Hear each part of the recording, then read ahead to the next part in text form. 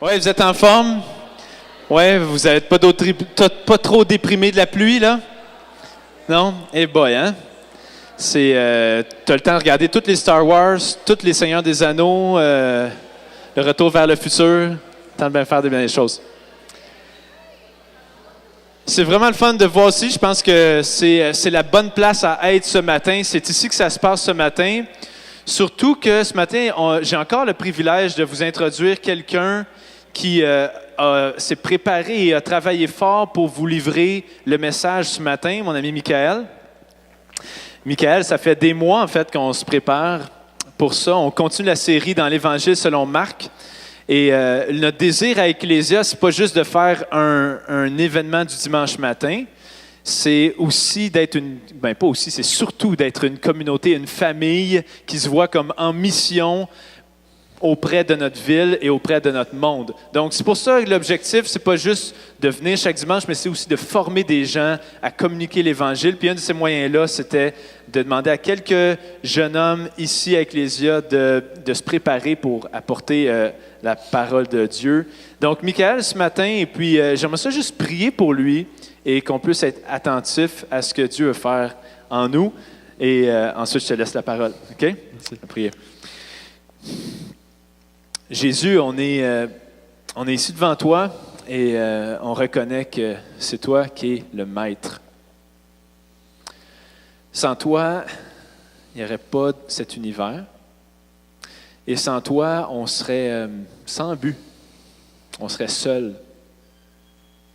Et Seigneur, à cause de toi, on est aimé, on est connu, on a un sens. Je demande ce matin que tu donnes à Michael la confiance en ce moment même. Rappelle-lui que c'est toi qui est le maître à bord. Et je te demande pour nous aussi qu'on ne voit pas ça comme juste un exercice, mais plutôt comme réellement être à l'écoute de ta parole. Alors, Jésus, je te remets ce temps ce matin entre tes mains. Amen. Amen. Merci, Jacob. Bonjour tout le monde, je m'appelle Michael, je suis membre à Ecclésia depuis 2012, puis je suis vraiment content d'être avec vous ce matin pour pouvoir vous partager la parole.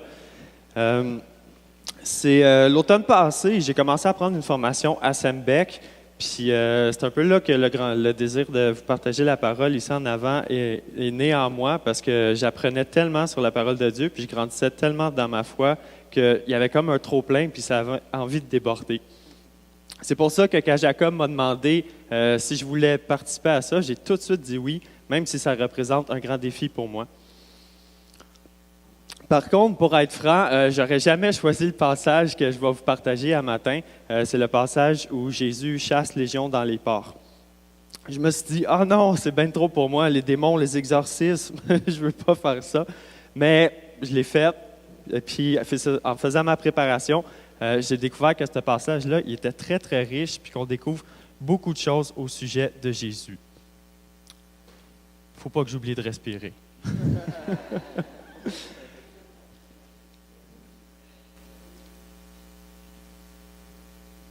Mon premier point, la puissance de Christ.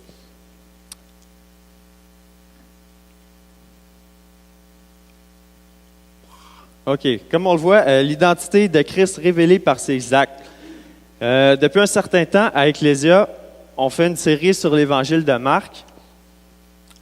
Puis personnellement, j'appelle l'Évangile de Marc l'Évangile des miracles. Parce que Jésus, il fait beaucoup, beaucoup de miracles, puis on le voit moins enseigné que dans les autres évangiles.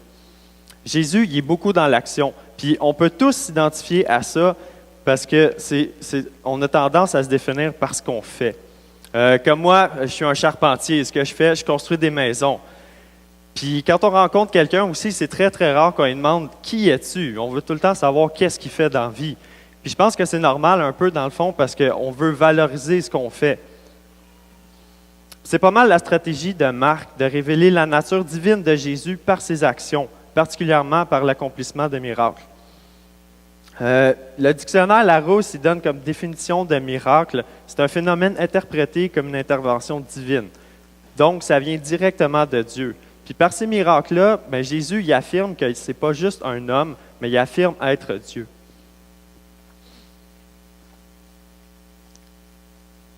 Merci beaucoup. Tout ce que Jésus accomplissait, c'était impossible à des hommes de l'accomplir. Exemple, guérir des malades. Il y a 2000 ans, à cette époque-là, la médecine était très peu évoluée. Puis souvent, ça avait beaucoup plus rapport avec la superstition que la vraie science. Les docteurs n'étaient pas très efficaces à cette époque-là. Chasser des esprits impurs. Personne dans l'Ancien Testament a été capable de faire ça. Quand Jésus marche sur l'eau, quand il dompte la tempête, par tous ces signes, Jésus il proclame sa puissance, sa nature divine. Puis la question pour nous, c'est est-ce qu'en 2016, on croit aux miracles encore? Est-ce qu'on croit aux miracles que Jésus a fait il y a 2000 ans? Puis est-ce qu'on croit que Jésus peut encore faire des miracles dans nos vies aujourd'hui? Puis les chrétiens, est-ce que des fois, dans nos vies, on a peur de demander des miracles à Jésus? Puis Jésus, la réponse qu'il donne à ça, c'est « Tout est possible à celui qui croit ». C'est ce qu'on peut lire dans Marc au chapitre 9, au verset 23. « Tout est possible à celui qui croit ». Aujourd'hui, notre histoire, ça se déroule dans Marc au chapitre 5. Elle ne sera pas à l'écran, fait que si vous avez votre Bible, ouvrez-la. Si vous n'avez pas de Bible, juste à lever votre main. Il y a quelqu'un qui va vous en apporter une.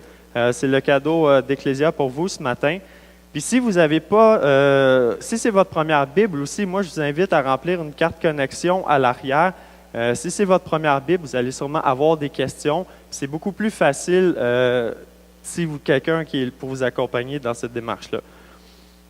Fait que je vais lire Marc chapitre 5 au verset 1 21. Je vais le lire au complet avec vous, puis après ça on va y retourner pour essayer de le décortiquer petit bout par petit bout. Fait que Marc, chapitre 5, verset 1. Ils arrivèrent sur l'autre rive du lac, dans le pays des Gadaréniens. Dès que Jésus fut hors de la barque, un homme vint à sa rencontre. Il sortait des tombeaux et il était animé par un esprit impur. Cet homme habitait dans les tombeaux et personne ne pouvait plus l'attacher, même avec une chaîne. En effet, souvent on l'avait attaché avec des fers aux pieds et des chaînes, mais il avait cassé les chaînes et brisé les fers, et personne n'avait la force de le maîtriser. Il était sans cesse, nuit et jour, dans les tombeaux et sur les montagnes. Il criait et se blessait lui-même avec des pierres. Il vit Jésus de loin, accourut, se prosterna devant lui et s'écria d'une voix forte, « Que me veux-tu, Jésus, Fils du Dieu très haut?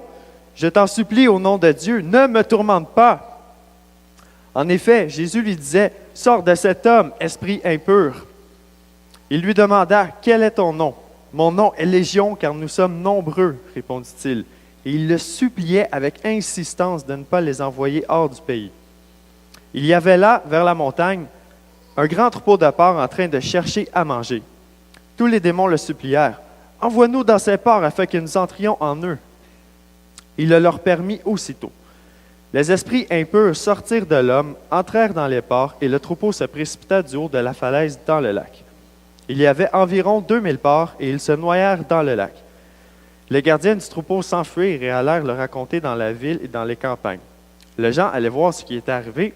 Ils vinrent vers Jésus et virent le démoniaque, celui qui avait eu la légion de démons, assis, habillé et dans son bon sens, et ils furent saisis de frayeur. Ceux qui avaient été témoins de la scène leur racontèrent ce qui était arrivé au démoniaque et aux porcs. Alors ils se mirent à supplier Jésus de quitter leur territoire. Comme il montait dans la barque, celui qui avait été démoniaque le suppliait, demandant à l'accompagner. Jésus ne le lui permit pas, mais lui dit, « Va dans ta maison, vers les tiens, et raconte-leur tout ce que Jésus a fait, tout ce que le Seigneur a fait pour toi, comment il a eu pitié de toi. » Il s'en alla et se mit à proclamer dans la Décapole tout ce que Jésus avait fait pour lui, et tous étaient dans l'étonnement. Fait qu'on se rappelle la semaine passée avec Herman, Jésus et les disciples embarquent dans une barque pour traverser le lac de Galilée. Aujourd'hui, on arrive à destination, au pays des Gadaréniens. J'ai fait mes recherches, je ne peux pas vous dire tout à fait exactement c'est où précisément sur une carte. Chose certaine, c'était sur la rive du lac de la Galilée. C'était un pays non juif. C'était principalement habité par des Grecs puis des Romains. Ça faisait aussi partie de la Décapole.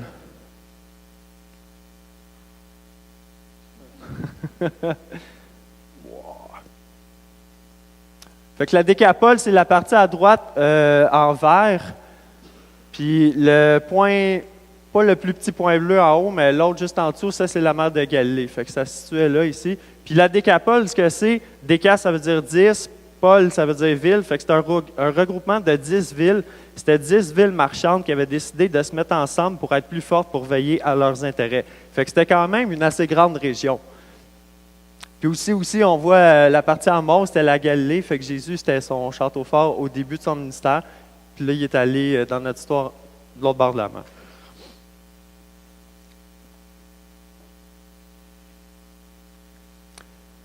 Fait qu'un élément que Jésus a utilisé pour nous montrer sa puissance, ben, ça a été en tout cas, Christ a toute autorité pour chasser les démons. Je vais relire Marc au verset 2, chapitre 5, verset 2. « Dès que Jésus fut hors de la barque, un homme vint à sa rencontre. Il sortait des tombeaux et était animé par un esprit impur. » Qu'est-ce que c'est un esprit impur? Je trouve ça toujours délicat de parler de démons, parce que c'est quand même un sujet assez vaste, puis c'est connecté à plusieurs grands thèmes bibliques. Ce qu'il faut comprendre de l'activité de Satan et des démons, c'est qu'ils se sont rebellés contre Dieu, sont en opposition contre Dieu et son œuvre.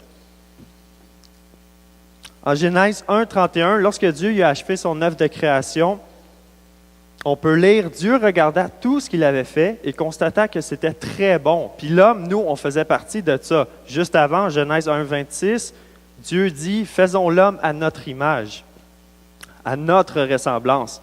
Fait comme nous, on est créés à l'image de Dieu, mais si Satan, il s'attaque à nous, mais il s'attaque directement à Dieu. C'est ce qu'il a fait dans le récit de la tentation puis de la chute. Il est venu tromper Ève pour qu'elle désobéisse à Dieu. C'est là que le péché est entré dans notre monde, par la désobéissance. Puis on vit encore avec les effets de ça.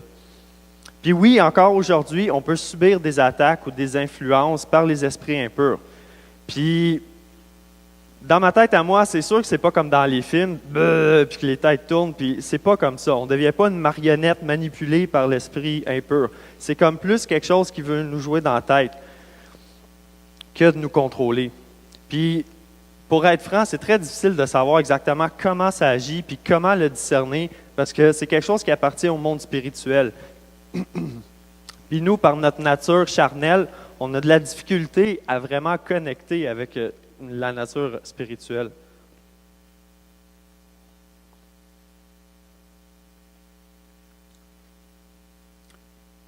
Puis même si on ne sait pas exactement comment ça fonctionne, bien, on connaît leurs intentions parce que ça, la Bible en parle. Puis comme ils s'opposent à Dieu, bien, leur but ultime, c'est que nous, on ne soit pas en relation avec Dieu. Comme on l'a vu dans la parabole du sommeur des terrains il y a quelques semaines, qu'on peut lire en Marc au chapitre 4, au verset 14 et 15.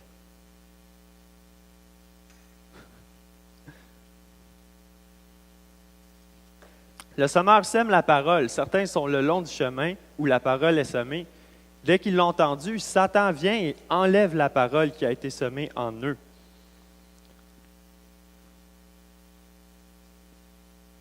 Fait que Satan, lui, veut nous détourner de Dieu. Il ne veut surtout pas que la lumière brille en nous. Puis il y a toutes sortes de moyens qu'il utilise pour nous jouer dans la tête, comme le mensonge, la tromperie, la tentation, le doute, la culpabilité, la peur, l'envie, l'orgueil. Puis toutes ces choses-là, ça rime avec la destruction. Dans le jardin d'Éden, il est venu semer le doute dans l'esprit d'Ève. Au Genèse chapitre 3, versets 1 à 5. J'ai de la misère avec ça. Le serpent était le plus rusé de tous les animaux sauvages que l'Éternel Dieu avait fait. Et il dit à la femme, là, il vient semer le doute dans l'esprit d'Ève, parce que lui aussi, il sait ce que Dieu lui a dit. Fait que là, il vient voir Ève et il dit, Dieu a-t-il vraiment dit, vous ne mangerez aucun des fruits de l'arbre du jardin? Puis Ève sait quand même ce que Dieu lui a dit, puis Satan, il n'a pas réussi encore à la tenter. La femme y répond au serpent, nous mangeons du fruit des arbres du jardin, cependant, en ce qui concerne l'arbre qui est au milieu du jardin. Ah. Dieu a dit, vous n'en mangerez pas et vous ne nous toucherez pas, sinon vous mourrez. Là, le serpent, il vient clairement mentir à Ève. Le serpent dit alors à la femme, « Vous ne mourrez absolument pas. » Mais Dieu sait, puis là, en plus, il attend, il y offre quelque chose. Le jour où vous en mangerez, vos yeux s'ouvriront et vous serez comme Dieu. Vous connaîtrez le bien et le mal. Puis lorsque Ève elle a mangé le fruit, ben, elle a eu honte d'elle. Puis elle n'a pas juste eu honte de sa nudité, elle a eu honte aussi parce qu'elle venait de désobéir à Dieu. Puis par ça, ben, elle a aussi eu peur de Dieu, puis elle a voulu se cacher. Puis c'est ça, la peur et la honte, c'est des armes très efficaces que le diable utilise encore pour nous garder prisonniers. Nous, dans notre vie, est-ce qu'on a des choses qu'on cherche à cacher? Est-ce qu'on porte un masque? Est-ce qu'on vit avec des secrets? Puis est-ce que vraiment on est libre quand on vit avec des secrets? Ou c'est plus comme un fardeau qu'on porte, un boulet qu'on traîne, comme si l'ennemi nous avait sous son emprise? Moi, ce matin, je te le dis, si tu vis ça, je t'invite très fortement à en parler à quelqu'un. Brise les chaînes de la honte, de la peur ou de la culpabilité. Reste pas seul avec ça. Jacques 5,16 nous dit...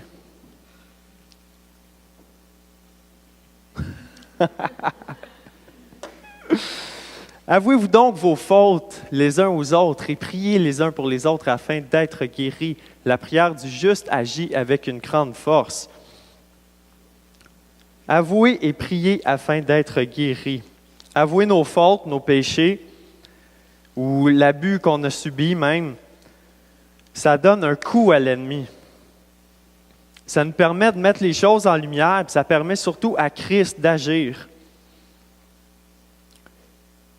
Puis pour Christ, on n'a pas besoin d'être parfait pour aller vers lui. Il nous prend tel qu'on est, puis on a juste à aller vers lui. Puis comme Satan a des armes contre nous, bien nous aussi on a des armes pour lutter puis pour se défendre. La confession, c'en est une, la prière, on a l'adoration, connaître notre Bible, notre foi, l'amour. Dieu ne nous a pas laissés seuls pour lutter. Je continue vers Marc 5, versets 3 à 5, la condition de l'homme.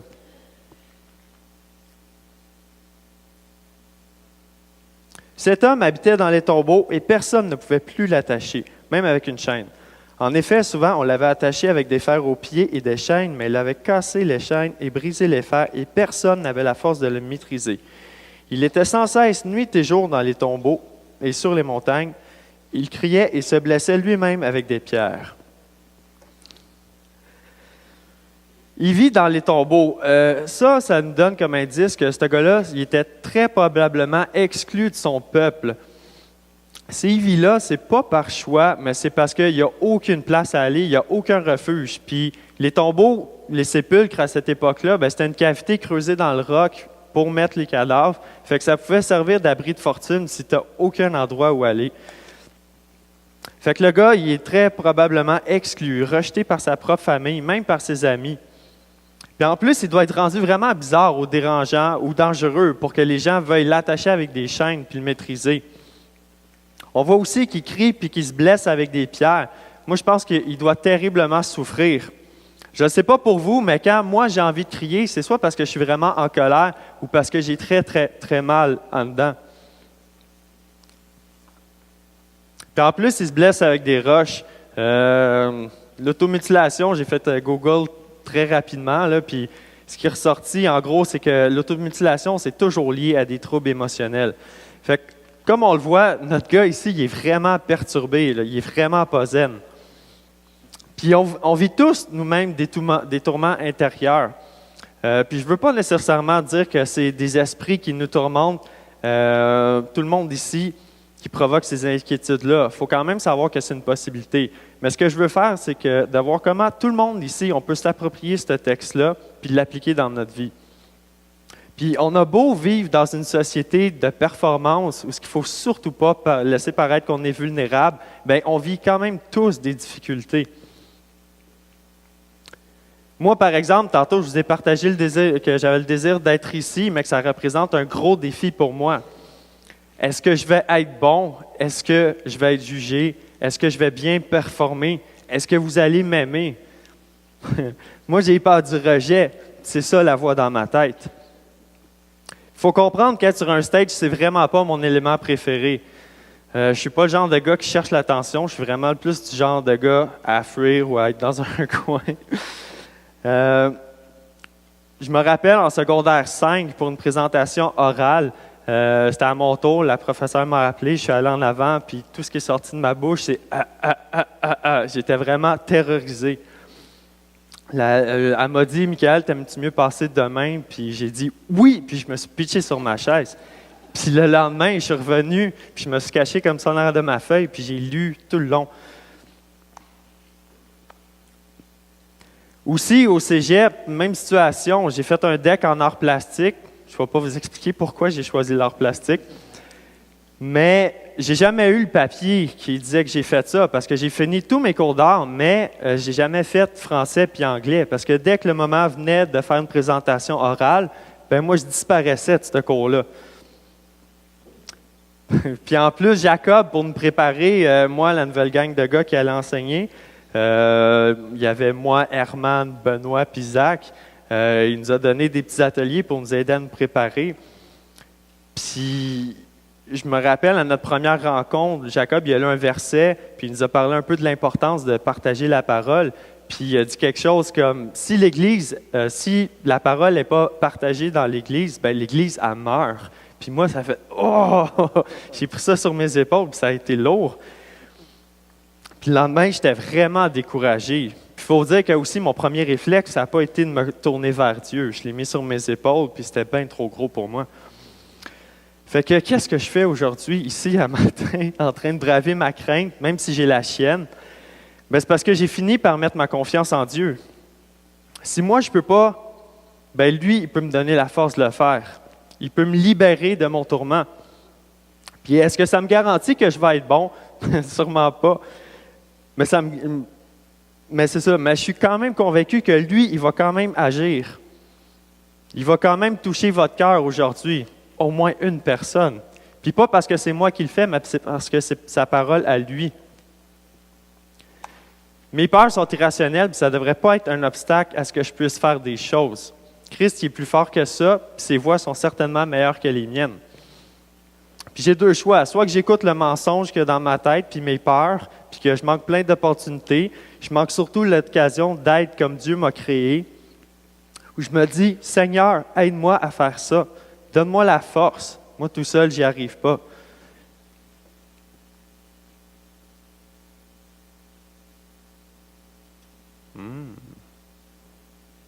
Philippiens 4,13, je sais pas ça, nous dit « Je peux tout par celui qui me fortifie, Christ ».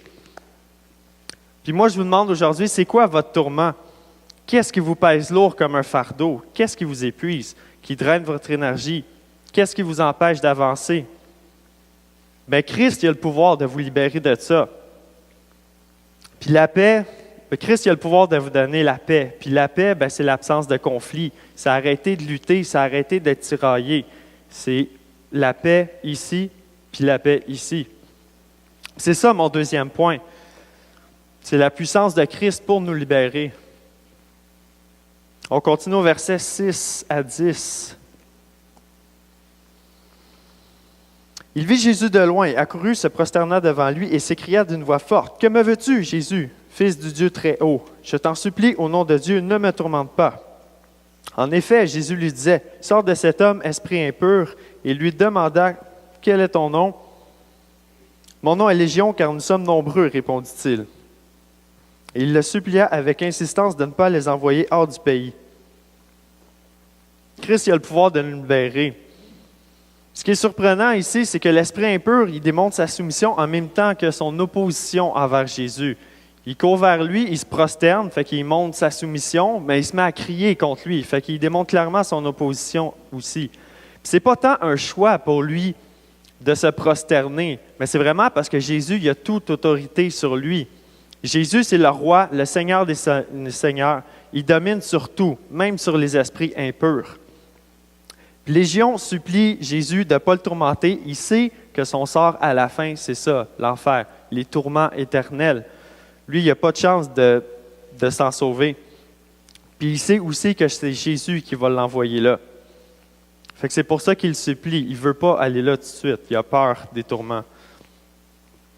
Puis il y a aussi deux éléments dans tout le texte qui nous montrent la toute-puissance de Jésus. C'est le nom de l'esprit impur, Légion. Dans l'armée romaine, la Légion, c'était le corps d'armée le plus nombreux, puis ça pouvait contenir jusqu'à 6000 hommes. Fait que ce que ça nous dit ici, c'est que dans le gars, il pouvait avoir jusqu'à 6000 esprits. Ça nous démontre la puissance de Jésus.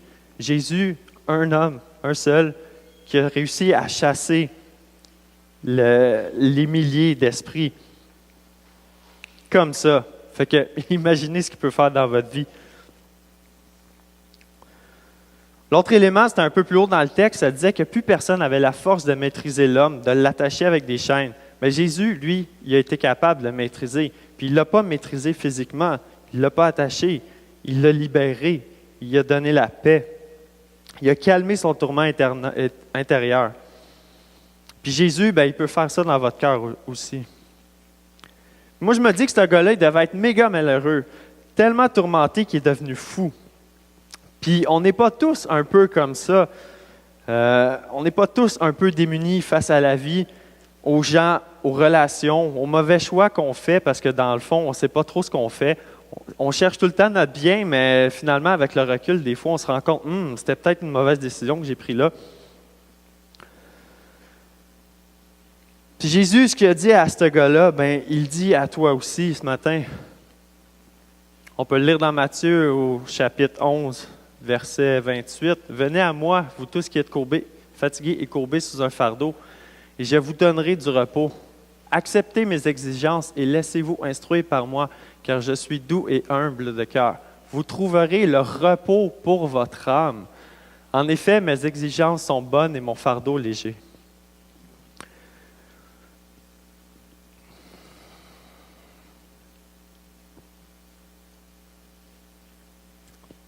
Jésus, il avait autorité et la puissance de faire tout ce qu'il voulait. Mais son plus grand accomplissement pour nous, c'est à la croix, quand il s'est fait serviteur. Il devait mourir pour nous réconcilier avec Dieu. J'ai dit tantôt comment le péché est entré dans le monde par Adam et Ève. Puis comme on est leurs descendants, on a tous hérité de cette condition-là de pécheurs. C'est comme si par leur désobéissance, Adam et Ève avaient altéré la très bonne création de Dieu. Puis Dieu, il est en colère contre ça. Puis pour Dieu, le salaire du péché, c'est la mort. Comme on l'a vu tantôt, il a dit « Et certainement, si tu en manges, tu mourras. » C'est pas juste dans le but de nous punir, mais c'est plus le reflet de son caractère. Dieu, il est saint, il est parfait, il est bon. Ça fait qu'on ne peut juste pas être en sa présence, parce qu'à cause de notre nature de pécheur, on est trop loin de sa nature parfaite à lui. Puis Dieu, dans le fond, il n'a jamais souhaité notre mort. Quand il nous a créés, il nous a fait à son image pour qu'on puisse être en relation avec lui. C'est pour ça qu'il a envoyé Jésus, pour que lui puisse mourir à notre place. Puis Jésus, lui, il a vécu une vie parfaite. Il ne s'est jamais laissé tenter par le péché. Il n'a jamais succombé aux tentations de Satan. Jamais il a désobéi à Dieu. Il a été parfait et irréprochable. C'est parce que sa vie a été parfaite que le sacrifice est assez grand pour nous sauver, nous. Puis on a juste à croire pour y avoir accès. Croire à notre condition de pécheur, puis que Jésus il est mort pour nous en sauver. Puis par cette foi-là, on a aussi accès à la promesse d'être avec Dieu pour l'éternité, dans un pays où tout va être très bon, comme il l'avait souhaité au départ. Puis Jésus, il n'est pas juste mort, il est aussi ressuscité. Il a vaincu la mort. Puis même sur nous, la mort, elle n'aura plus d'emprise. C'est par la croix que Jésus peut te libérer aujourd'hui. Puis si Christ te libère, c'est parce qu'il veut que tu prennes part au royaume avec lui. Il veut que tu prennes part à sa mission, que tu l'aides à en libérer d'autres. C'est ça mon point numéro 3. La puissance de Christ nous envoie en mission. Je vais relire les versets 11 à 17.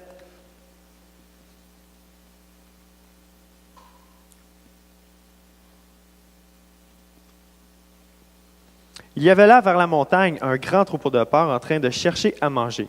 Tous les démons le supplièrent. « Envoie-nous dans ces porcs afin que nous entrions en eux. » Il le leur permit aussitôt. Les esprits impurs sortirent de l'homme, entrèrent dans les porcs, et le troupeau se précipita du haut de la falaise dans le lac. Il y avait environ 2000 porcs, et ils se noyèrent dans le lac. Les gardiens du troupeau s'enfuirent et allèrent le raconter dans le village, dans la ville et dans les campagnes. Les gens allèrent voir ce qui était arrivé. Ils vinrent vers Jésus et virent le démoniaque, celui qui avait eu la légion de démons, assis, habillé et dans son bon sens. Et ils furent saisis de frayeur. Ceux qui avaient été témoins de la scène leur racontèrent ce qui était arrivé aux démoniaques et aux porcs. Alors ils se mirent à supplier Jésus de quitter leur territoire. Les commentateurs disent que les porcs ils ont été un moyen pour les esprits impurs de faire opposition à Jésus, surtout de faire opposition à sa mission. En faisant que les porcs se précipitent du haut de la falaise, ils savaient que les gens du village, de la ville, ils auraient peur, ils seraient terrorisés puis qu'ils demanderaient à Jésus de quitter leur territoire. « Hey man, ce gars-là vient tuer tous nos porcs. Qu'est-ce qu'il va faire après? Il faut vraiment qu'il parte. Il ne peut pas rester ici. » Mais est-ce que vraiment Jésus il a été vaincu en quittant ce territoire-là? Non. Parce qu'il est parti, mais il a laissé un témoin. Il a laissé un gars en mission pour continuer. Puis pour les hommes, ça ne valait pas la peine de tuer 2000 porcs pour sauver une vie. Mais pour Jésus, ça valait la peine. Ça valait même la peine de se faire rejeter pour ça.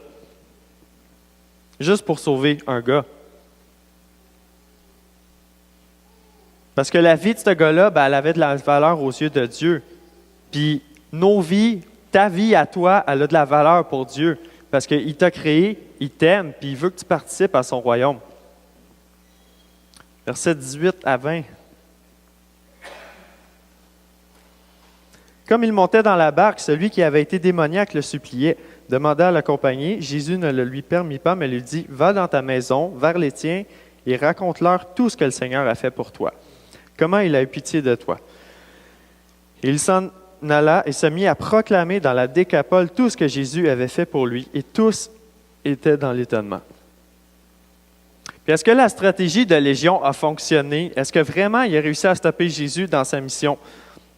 Non. Puis moi, de toute façon, je suis convaincu que quand Jésus il est embarqué dans la barque pour aller dans le pays des Gadaréniens, je suis convaincu qu'il y avait un plan puis une stratégie. Puis je suis même convaincu qu'il est allé juste pour faire ça, juste pour sauver ce gars-là, puis juste pour le laisser comme témoin. Comme on voit dans l'histoire, Jésus, il arrive, il sauve ce gars-là, puis il s'en va. Il a dû rester 1 heure au maximum. Jésus, il est in and out, là. Il n'y niaise pas avec ça. Puis s'il avait vraiment voulu aller proclamer la bonne nouvelle dans la Décapole, il n'y a rien qui l'aurait empêché de le faire.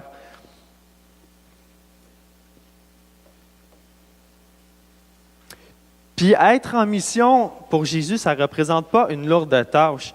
Moi, je me rappelle au début, c'était comme « Ah, comment je fais ça? » Puis je ne savais vraiment pas trop comment faire. Mais Jésus, il veut juste qu'on continue à proclamer l'Évangile pour lui. C'est aussi ça qu'il est venu faire sur la terre.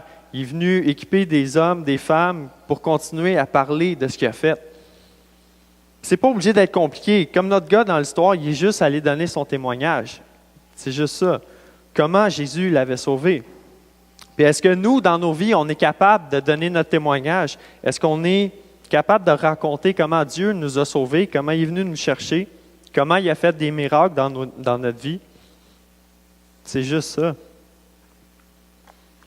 On n'a pas besoin d'être théologien ou missionnaire pour être en mission. Ici, c'est le fou du village qui va en mission. Il va témoigner, puis tous étaient dans l'étonnement. On n'a pas besoin de connaître toutes les doctrines. On peut juste dire comment Dieu a été bon pour nous, puis que cette bonté-là est accessible à tous, par la foi. Puis il faut présenter la lumière si on veut que les gens aussi aient accès à cette lumière-là. Puis on peut tous faire ça, puis on est tous appelés à faire ça.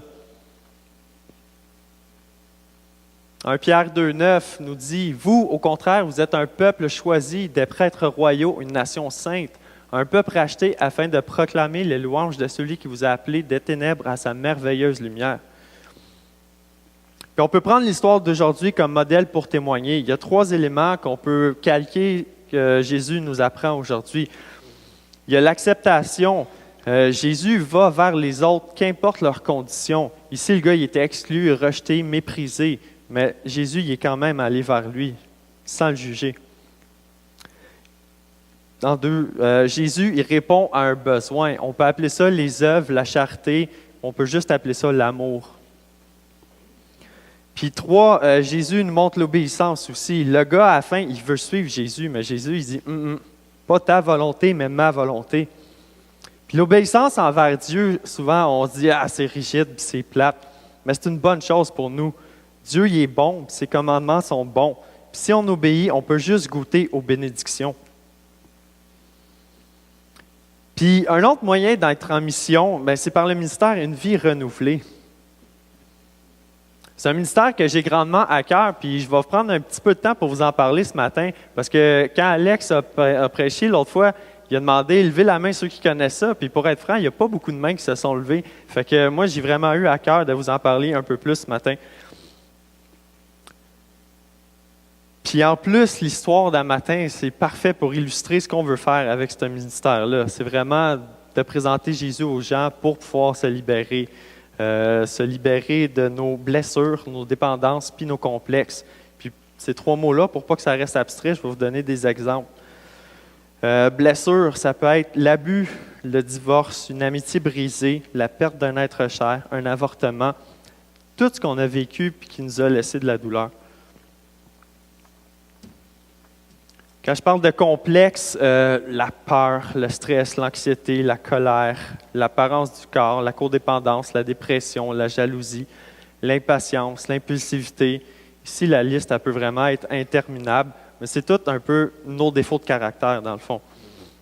Les dépendances, drogue, alcool, médicaments, la nourriture, le sexe, la pornographie, la dépendance affective, Facebook, Pokémon Go, Pinterest. Les dépendances sont souvent le plus facile à identifier dans notre vie. C'est les plus flagrantes, en tout cas, mais ce n'est pas tout le monde nécessaire. Puis c'est ça, les dépendances cachent souvent des complexes ou des blessures, mais ce n'est pas tout le monde nécessairement qui se rend jusque-là. Puis souvent, ces trucs-là, ça nous empêche tous d'avancer, ou du moins, ça a toujours une espèce d'impact négatif dans notre vie. Mais Christ, lui, il a le pouvoir de nous libérer de ça. Puis comment ça marche, VR? Ce n'est pas une thérapie, c'est juste un groupe de soutien. C'est basé sur ces 12 étapes des alcooliques anonymes, renforcées par des versets bibliques. Puis avec ça, il y a 8 principes aussi tirés des béatitudes. Puis les béatitudes, c'est en quelque sorte des promesses de bonheur. Ça dit « Heureux ceux qui reconnaissent leur pauvreté spirituelle, heureux ceux qui pleurent, heureux ceux qui sont doux. » Fait que VR, ça nous montre ces principes-là, comment les appliquer à notre vie. Puis mon verset préféré pour vous expliquer VR, c'est une vie renouvelée, c'est dans Matthieu 6, au chapitre 22-23. Je ne l'ai pas mis là, je pense. Ça dit « L'œil est la lampe du corps. Si ton œil est en bon état, tout ton corps sera bien éclairé. Mais si ton œil est en mauvais état, tout ton corps sera dans les ténèbres. Si donc la lumière qui est en toi est ténèbres, combien seront grandes ces ténèbres? » Puis une vie renouvelée, ça met notre œil en bon état. Jésus, c'est l'optométriste. Puis il y a 2 façons de procéder pour une vie renouvelée. La première, c'est en grand groupe.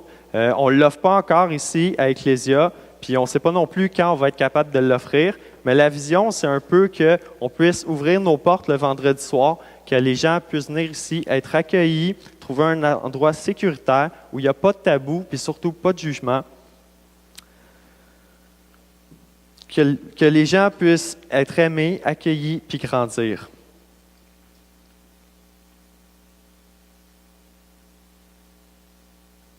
C'est ça, la formule du grand groupe, ça va beaucoup ressembler à un dimanche matin, un petit peu plus condensé en 1 heure. Puis après ça, les gens vont pouvoir se regrouper pour pouvoir partager ce qu'ils vivent, dans le fond. Puis pour prier ensemble aussi. Puis on ne sait pas exactement quand on va être capable de l'offrir. C'est aussi pour ça que je veux vous en parler ce matin, pour que vous sachiez c'est quoi la vision, où on veut aller avec ça. Puis ma prière, c'est vraiment que vous soyez enthousiastes comme moi je le suis, puis que vous ayez envie de participer à ça. La deuxième façon de procéder, c'est par les petits groupes. On a un livre, puis on passe au travers des 12 étapes, des 8 principes. Il y a un genre de leçon par étape, puis des questions à répondre. Il y a 25 leçons, ça dure 25 semaines. Quand on fait notre leçon, on se rencontre en petits groupes après, on la lit ensemble, puis on partage nos réponses. Les groupes ne sont pas mixtes, les hommes, les femmes, c'est séparé. Puis il n'y a pas de conversation croisée non plus. Fait que ça laisse beaucoup, beaucoup de place au Saint-Esprit pour agir dans notre cœur. C'est vraiment très simple, dans le fond. Ça, les petits groupes, on va en faire cet automne. Puis je vous invite à y participer. Si vous avez des luttes, des secrets, des peurs, c'est une bonne place pour vous libérer.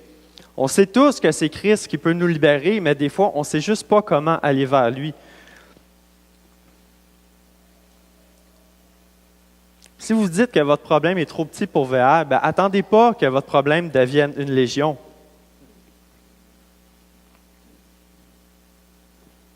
Si au contraire, vous pensez que votre problème est trop gros, trop honteux, mais rappelez-vous que c'est la tactique de l'ennemi, ça, pour nous garder dans les ténèbres.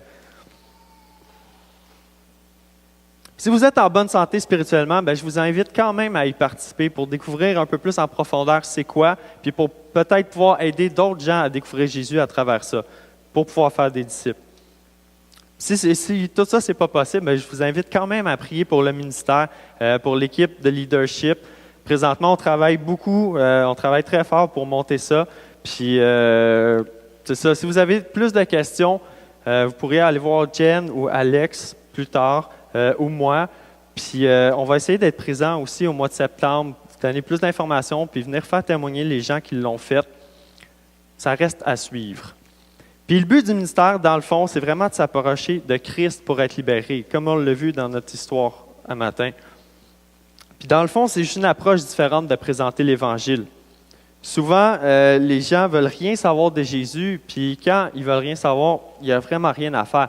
On a beau leur dire que c'est la meilleure chose qui pourrait arriver dans leur vie, mais eux, ils s'en foutent complètement.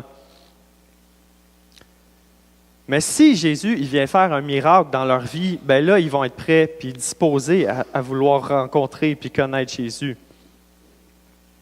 Comme dans l'histoire d'un matin, Jésus il est allé là, il l'a guéri, il a fait un miracle dans sa vie, puis sa réponse à lui, ça a été qu'il a voulu suivre Jésus.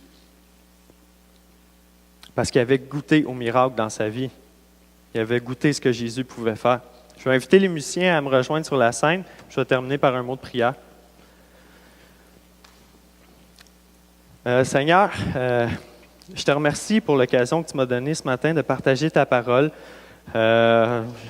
J'y suis arrivé, puis ça a quand même bien été. Je te remercie pour ça.